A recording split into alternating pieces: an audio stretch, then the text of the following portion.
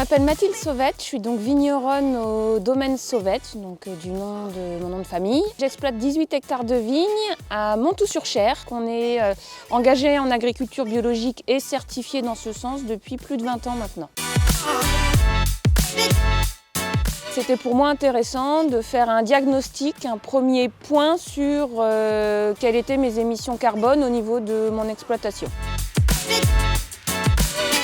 Avec Monsieur Ménager donc de la Chambre d'agriculture, je lui ai fourni notamment le parcellaire de l'exploitation pour voir la répartition des parcelles et notamment les alentours des parcelles, s'il y avait des bois, des choses comme ça. Donc ça, lui, il l'a travaillé de son côté avec des images GPS tout simplement. Ensuite, il est venu sur l'exploitation une petite demi-journée pour comptabiliser tout ce qui était facturable chez nous, c'est-à-dire compter le nombre de litres de GNR qu'on achète pour les tracteurs, le nombre de bouteilles qu'on achète, facture d'électricité, qui était donc basée sur la récolte 2020, donc toute l'année 2020.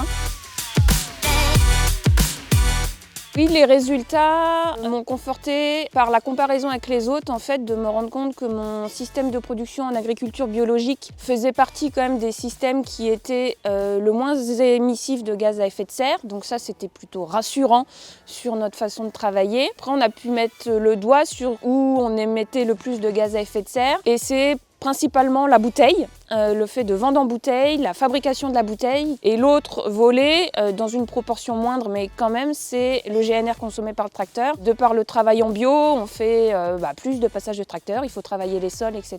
Et c'est aussi une source principale de génération de gaz à effet de serre sur l'exploitation.